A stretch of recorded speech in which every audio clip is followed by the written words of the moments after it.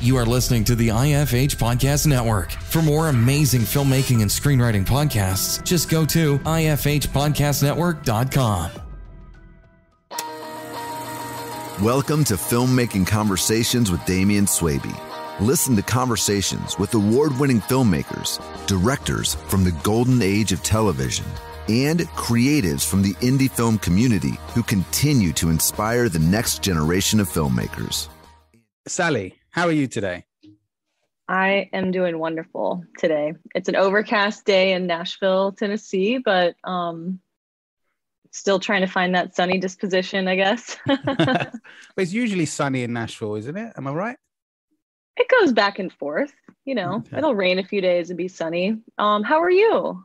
I'm fine. I'm having a good day. I got up early and went to the gym, which is something I don't do often enough in terms of getting up early and going to the gym. And Both at the same time. yeah, you know, it's not something I do often enough.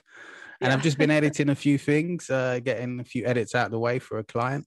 And now I'm talking to you. It's a great day. Great. Yeah, it's great to talk to you. It really is. And I've listened to some of your podcasts. I've read quite a bit about you, and I love what I've seen. But for the people listening to the podcast, give us an overall overview. Who is Sally? I am Sally Harvey Anderson. I am from the Southeast and moved to California when I was younger, kind of in the middle of college, and went to rehab actually in California. So what sparked this conversation is that we wanted to talk about acting and filmmaking and addiction and mental health. So I had quite a journey with mental health, but also have been acting, and I did live comedy for a while. And now I teach and coach and act and write. And your journey with mental health. A lot of people that have come on this podcast have discussed their own mental health issues and problems that they may have gone through due to mental health. What exactly were the issues that hurt you? I think it started in around middle school, just feeling like kind of different than other people. And I was in this really like intense football culture in Alabama and in like small towns in the South. And I just was not interested in that. I was really bored at school and just felt kind of like I couldn't relate to my parents and my sibling in some ways, and in terms of like what was important to them. So I think I just was bored and started to rebel, and just sort of found myself on this like slippery slope of rebelling for rebellion's sake. What is the football culture like? Why you wouldn't have liked it? What is it about? It can be sort of anti-intellectual. Oh. And it can be sort of making fun of creativity. And I've always been very creative. So it was sort of like, oh, there's like the weird creative girl.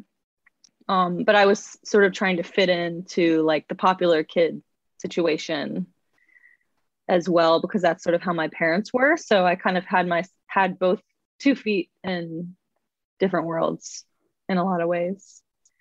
And so I think that I started people pleasing a lot, which really led to me lying a lot and just not speaking my truth, which is something that I'm still working on today. And I think that duality is great for actors. First of all, I think a lot of actors do it, you know, that's why we like get into acting. But I also think that it can be really harmful when you bury yourself for many years. And that's probably where it comes from. So do you think part of your mental health issues and your journey is around acting, which you were doing quite a lot of before? Do you think the acting helped you escape some of that?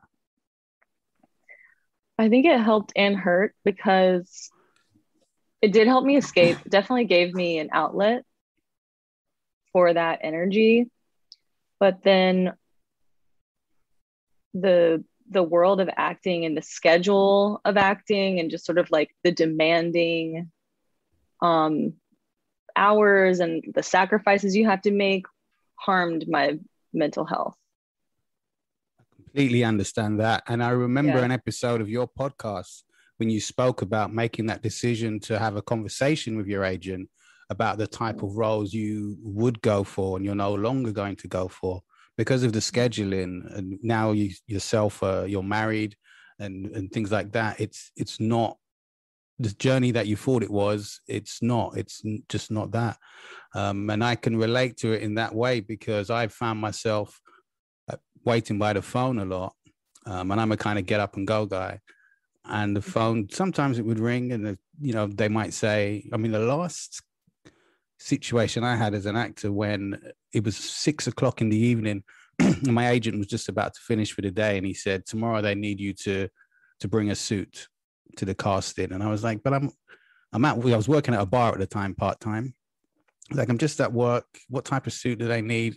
I was auditioning for this commercial as a footballer, a soccer player. It's just complete change, just chaos. I just thought, this is chaos. This is supposed to be a serious professional thing that I'm doing. And I kind of feel like it's not. When those type of things happen and you can't schedule, you can't plan, and even the way they would discuss payment, where you do a job, say again, a commercial or whatever, a film, and you're going to get paid, that, but it's not kind of set in stone when the payment's going to come. It was more a case of we'll be in touch with your agent and those type of things. And I don't think it's the most progressive way to live for some of us, or I can see how it can affect people's mental health, because you get to that stage in life where you need to be able to sit down and kind of be relaxed within your week and your day and your future. You can plan a future in a different way. So did you have any acting jobs in particular that you really liked compared to ones that you didn't? I love to work with directors who do a lot of pre-production and give me a big heads up on what they need from me. And I just find that type of respect and like communication goes a long way in terms of me even being able to prepare for the role, because like you said, I just think it's strange how it could be acting as a profession where it's just like, oh, we need you this day and never mind, it's this time. And, and I know there's a lot of moving parts, but it just seems like there could be more organization or something, like, like why, if this role, you've known you needed this audition for the last 6 months, like, why am I just hearing about it when I have like 24 hours to prepare it? You know what I mean? Yeah, a lot completely. of things like that. But I work with this group called the Dunlap Brothers, and I just love them. They're so respectful and they're so creative, and they really do a good job of respecting everybody's time and just like making sure to give me enough notice to be able to do a good job, which is, I want to do a good job, Of course. It helps everyone, doesn't it? Doing a good job and having the notice to build a character that can be transformed into something amazing on screen. And did you have any particular jobs that you felt were really a problem for your mental health? I think the ones that come last minute, especially if they're late nights or they're over the weekend, times where I'm resting, that can be a problem, especially if I don't have a lot of time beforehand to move my schedule around. And there was actually one time when my husband was actually going to propose to me this one weekend, and I booked a movie and I did the movie. And I kind of had an idea. I was like, is he going to propose to me this weekend? We were supposed to go to the beach, but I had, it was this film I wanted to be in. So I did the movie, and it's like, at that time I was still trying to decide, like, do I want this type of life or do I want a settled life? And now I've picked for a little bit more of a settled life. But at that point, I guess I had to try it. And your husband, how did he feel about that? Well, you're married, so he must, he couldn't have been that upset. He's stuck with it. He's a very, I have this metaphor for our relationship that he's like a glacier. He like moves really slowly and everything is very like thought out. And I'm like the wildlife around the glacier that's kind of constantly changing, and but they work together in a way. Yeah. So he is very patient with me and gave me plenty of time, and it all ended up being the way that it was supposed to be. But because I think I needed to go through that to see what I wanted, really. That's a great point. Those type of moments really do make you think about what you want from life. Mm-hmm. I completely understand that situation. And there were times where you were in and out of programs and hospitals, Mm-hmm. dealing with certain situations. Were you able to work at these times? And if you were, how did that affect your work? Have you thought of upgrading your cinematography game? Would you like to have an ASC cinematographer mentor you for free? Join veteran cinematographer Suki Medenzovic, ASC, Disney, Pixar, FX Networks, Netflix, American Horror Story, as he teaches you how to create beautiful images using 3 lighting techniques he has mastered on film sets over his 30-plus years in the film industry. Each technique uses basic, low-cost lighting equipment so that anyone can achieve beautiful visuals no matter your project's budget. If you want to take your cinematography to the next level, visit filmmakingconversations.com to sign up for instant access. First couple times I had breakdowns, just to say kind of what it is. I would just sort of like shut off and not be able to do anything, I guess. Not be able to like manage a normal life. I was in college the first time, so and I wasn't working at that time, but I wasn't able to do school anymore. I just had to sort of like, because I just had stopped going and I was just sleeping all day, with depression. And then the next time it happened, I was in California and I actually went on disability for a bit at that point. So yeah, when I have a big episode like that, I can't work. I would lose my job and have to come home and live with my parents, which when you're an adult, that's not not ideal. Yeah. It's it can be nice for the weekend, but after that it can be a bit of something else.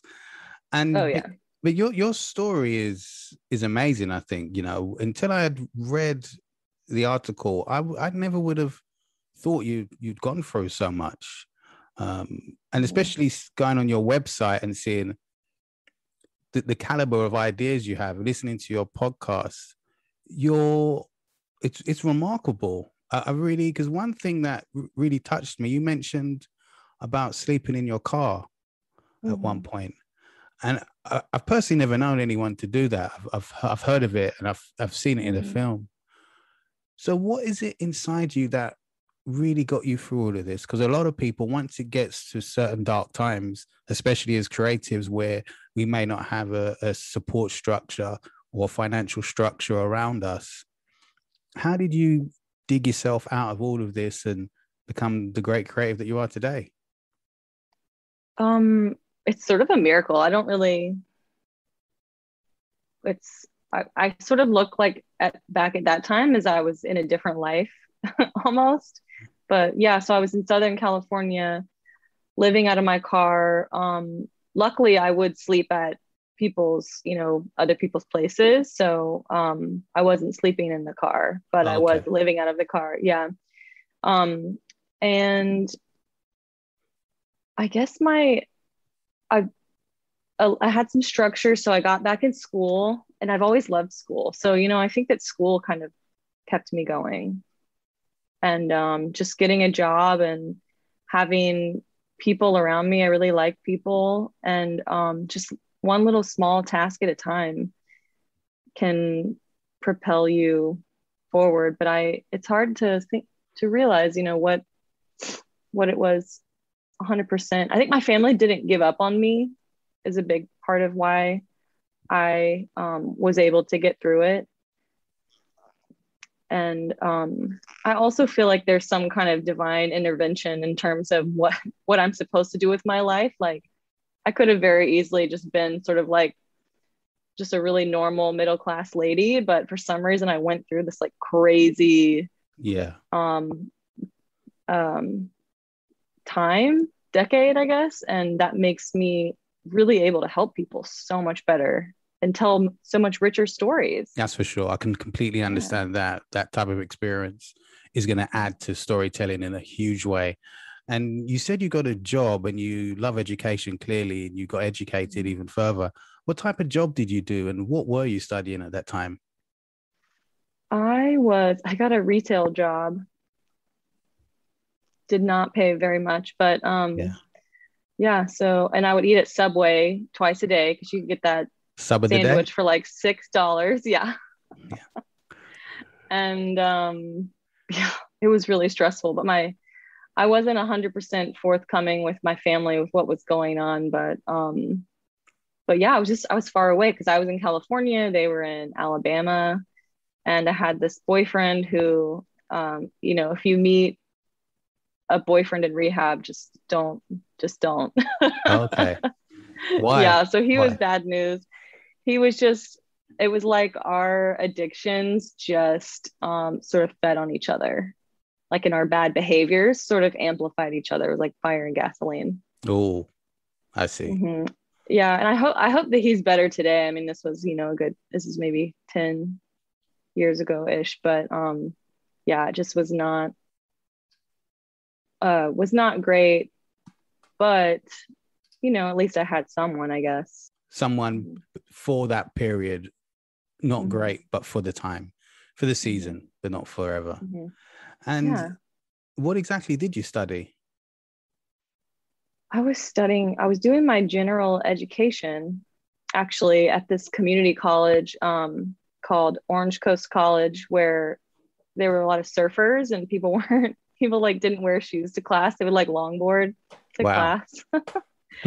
And I remember playing this game. This is a story that I tell my students sometimes. So I was playing this game where we were in this public speaking class at the community college, and it was like we were like celebrating, it was Christmas or something. We were having like a class party, and we were playing a game where you guess something about everyone in the room. Everyone writes something on a piece of paper and you turn it in, and then they read it out and everybody tries to guess like who the person is, So there was one, it was like, oh, I have 2 fat chihuahuas, and I had written I am homeless on it. And I like folded up thinking it would be like hilarious. It's like, oh my God, you would never think that I'm homeless. I'm like this blonde, like you would never think I'm homeless. So I like pass it up thinking like, oh, it's gonna be such a like good joke I'm gonna pull in my class. And they got to the end and I was like, man, they just keep not reading mine. And they got to the last one. They were like, well, there's one more, but it's really sad. And I was like, oh no, it is sad. Like it had never occurred to me that like my life was sad. Yeah. You know what I mean? It's just like what I was doing. And so then like my teacher pulled me aside and was like, do you need money and all this stuff? But that was just like this, it's sort of a funny story, but it's sort of a weird story. Yeah, it's bittersweet. It's it's where it is now.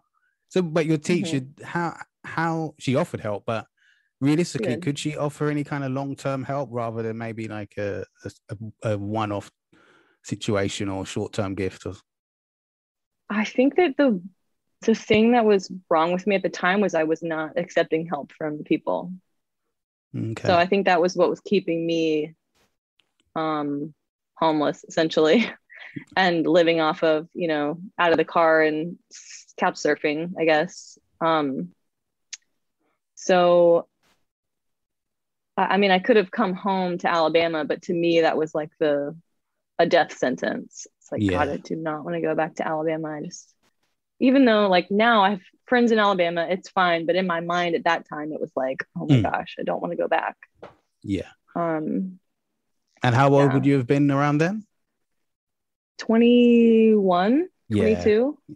You got your wings, you want to fly. Yeah, you don't want to, I get what you mean completely.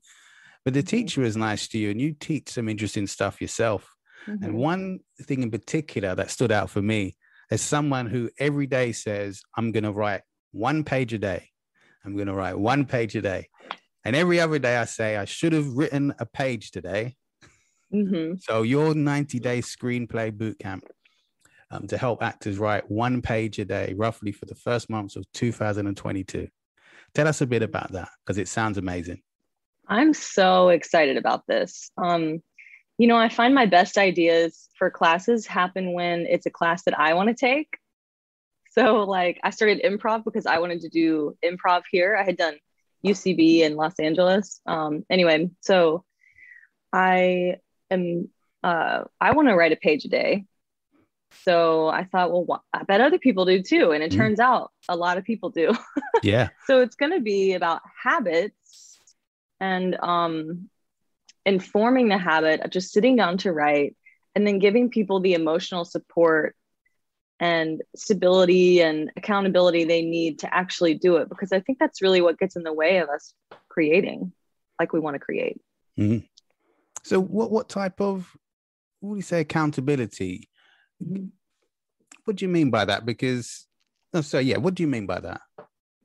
Yeah. The only requirement of the class is that the students have to turn in their weekly pages by a certain time.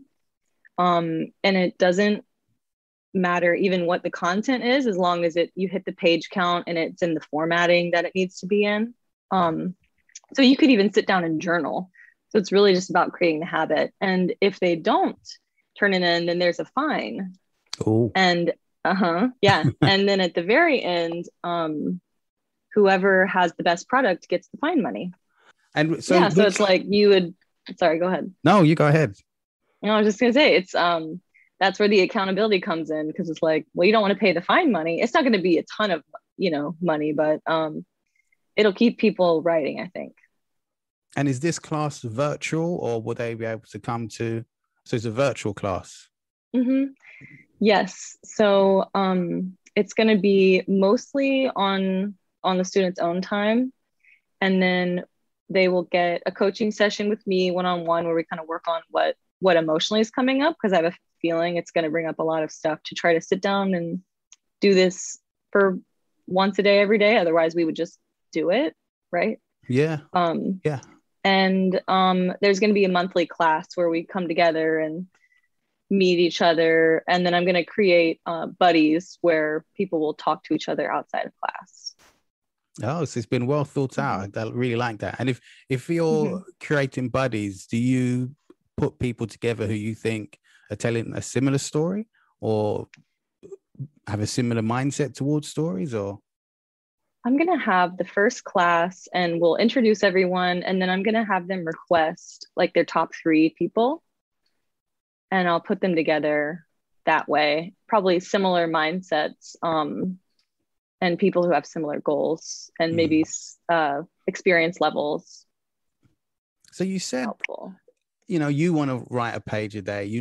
People out there that want to write a page a day. Hey, I'm one of those people that want to write a page a day. But how do you sit down and come up with this plan, this course, this plan of action? Because it's hard to do. So how do you do it? I was a college professor for a few years, or for 4 or 5 years. So that was what I kind of had planned on. Keeping acting and being a college professor was one of my job plans. So anyway, so I've got this master's in writing. So I'm used to teaching writing courses, and I was just able to use that syllabus planning from doing so many courses. I was just able to fold that in and use that experience and kind of make it into what the perfect amount of, I don't like grading, so I'm not going to grade anybody's stuff, obviously. Yeah. But yeah, just kind of balancing, like, what does this course look like if it could be the best of a college course without the high cost and without the grading. And what is it about grading you don't like? Especially with creative writing, I really think that grading does not work for creative writing. I think it really discourages people. And I mean, at best, teaching someone about creative writing is really like, they just need to write, you know, and at some point giving people feedback kind of on their like little precious baby is like, they just need to keep writing, you know, they just need positive feedback. They don't need the criticism yet.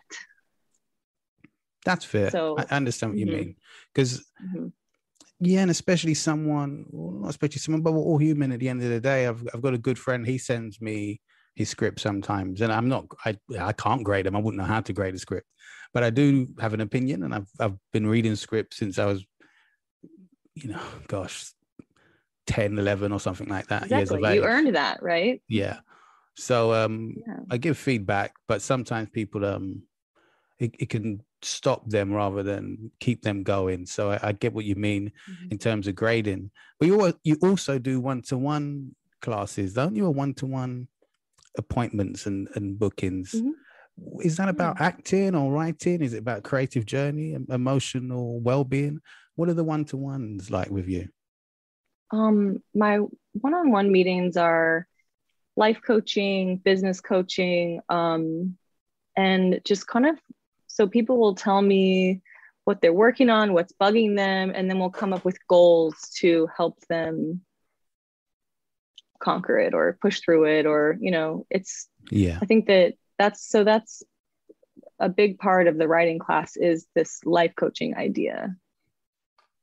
I see. And the one-to-ones, they're virtual again, and it's all online. See, this is brilliant. So anyone listening, no matter where you are, you can contact Sally and have a one-to-one or join her class, which is, amazing. We're so lucky in this day and age to have this digital world we live in. Even though, as you said on your podcast as well, getting off the internet and having Sunday as a day off from the internet, putting the phone in another room and being in your room and reading a book.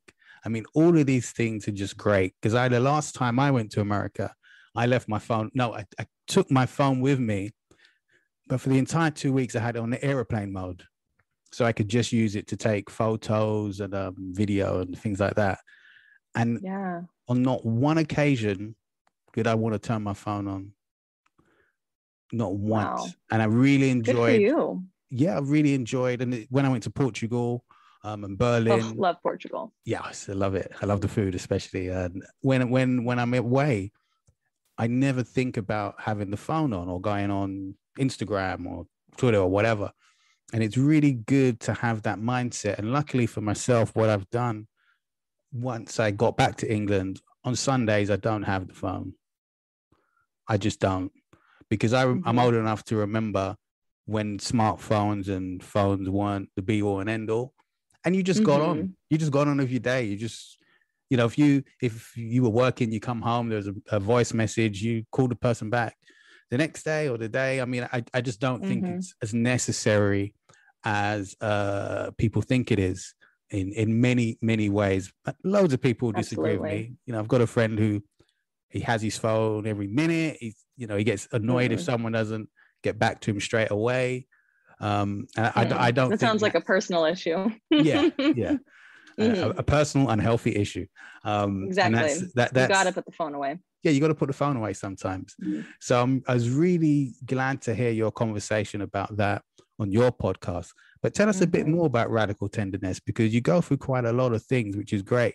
And I really respect people who can do podcasts by themselves, and keep it interesting and keep it going and make me listen to not just one episode, but the following episode. I kind of just let it roll, if you get what I mean. So tell us a bit about that podcast and how you came about creating Radical Tenderness. Thank you. So I just think that I think I came up with the concept in 2020 when it seemed like everybody was being kind of mean to each other and we were all kind of grumpy and alone. And I just thought, wouldn't a possible solution be for us to be radically tender, to be extraordinarily kind and thoughtful of each other's feelings? So when it started, I hadn't started this coaching business yet, and I didn't exactly know. I knew I wanted to do some kind of business, but I didn't know what I wanted it to be. And so it's sort of been an exploration in different mental health topics and just topics that people asked me about or that my students were going through or things that I was personally going through, to figure out what it was that I wanted to do. And it was almost like it's just a resource for my students in a lot of ways. Good. But I think you're being quite humble, if I'm honest, because it's more than a resource for your students. Because I don't think you'd have to just be a student to enjoy the podcast, because you're putting things out there that are, I would say, quite personal rather than just related to being a creative. I feel a mechanic could listen to your podcast, a plumber, a congressman. It's wider than that. I want to hope. That's what I hope with Radical Tenderness, to be able to reach anyone and everyone and say, tenderness is for everybody. Mental health and being kind to yourself first. That transcends all class, status, race, gender, sex. It's for everybody. And if any creatives are listening right now and they've gone through similar situations that you have in terms of mental health and addiction, in and out of hospitals and programs, what type of advice would you give them? I would say stability is absolutely key. Whatever you can do to have your financial stability. So get the job, if you have to live at home, that's with parents if you can, or that's fine, that you are enough without needing to be interesting or do something interesting. Just sort of take a break to heal, I think is what would be my That's a good one. Take a break to heal. Yeah, because sometimes we don't take a break. We're just constantly going forward or maybe going backwards. We're like, if I don't keep pursuing this thing, it's going to go away forever. But really, if you're not well, then you can't pursue the things that you want to pursue wholeheartedly. If you take time to heal and get stable and get your brain really firing on the right wavelengths, and maybe even get on some medicine. There's nothing wrong with medicine. Yeah. If it helps you. Yeah. Man, I actually got off my medicine this year because I thought, well, it was holding me back in my acting. Okay. It was a disaster. Do not recommend. Oh, all right. Okay. Fair enough. And do you have a film or a book you may have written you could recommend for us to go and check out? I've got the podcast. I've got a blog. Working on a book. I've got a book of poetry actually called 9 Lives of Catfire, which is about, really, I wrote it in that time. So, yeah, I've got that available, and I'm working on it all. Let's see if I have a film coming out right now. I'm in a couple pilots that I can't talk about. So okay, that's fair enough. And the book, where could we get it? Where's it available? You can get it on my artist website, sallyharveyanderson.com. Okay, you heard it here, guys. I'll be checking it out, and I look forward to reading it and telling you all what it's about and everything. Sally, thanks so much for coming on. I really appreciate you taking the time, and I'll be listening to your podcast a lot more also. It's really great to connect with you. I really appreciate it. Thank you. Nice to talk to you, Damien. Take care. If you enjoyed listening to this episode, please do hit the subscribe button or leave a review on iTunes.